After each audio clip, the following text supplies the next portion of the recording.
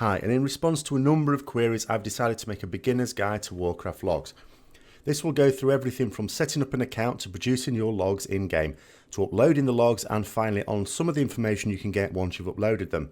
This is a fairly important skill for many people applying for guilds in particular, as logs often form part of the recruitment process.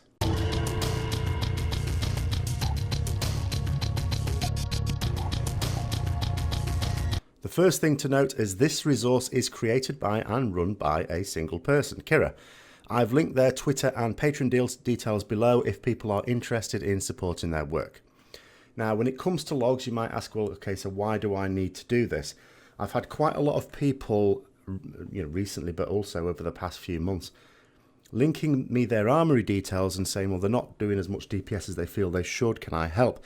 And it's actually impossible. I can't really tell anything from an armory link because that's just the gear you have. I don't know if you've got any choices there. And actually, even if you make the wrong choices with a few bits of gear, unless it's badly wrong, that's not going to have a massive effect. You can only wear the gear you've got. So what we really need to do is to see logs of your actual DPS in a dungeon or a raid in order to find out where you're going wrong. Now, actually logging your performance, usually used for dungeons or raids, is easy enough and doesn't require any add-ons. You simply use the command /combatlog. That will begin logging. Use the same command to stop it at the end of your session. This will create a log file which may be found in your World of Warcraft folder, in a subfolder named Logs, oddly enough. In order to get the best out of logging, you should ensure that Advanced Combat Login is ticked in your options. So to enable the Advanced Combat Login, all you need to do is to go to your main menu, go to System, it's not in your interface options, and Network, and there it is, Advanced Combat Login. Just make sure it's ticked. It's not ticked by default. And then click Apply at this point, but mine's already done, of course, and then OK, and there we go. The log file itself is not something we can really read, and this is where Warcraft Logs comes in. When you have an account on the website, you may upload logs to the site where the data will be processed into a more suitable format. You will need to create an account on Warcraft Logs in order to upload the files. You'll also be directed to download the client for uploading. You get a number of options when uploading, such as whether to make it public or private, and even which parts of the logs you want to upload. You might, for example, only want to upload bosses.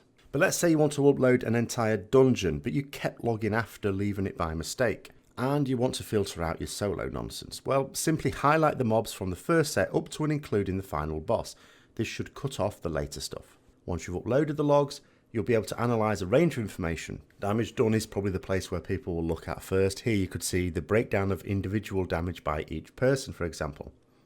Damage taken is useful if you want to see the major sources of damage on you, or to see which people are taking the most unnecessary damage and see if there's anything that can be done to improve the overall strategy.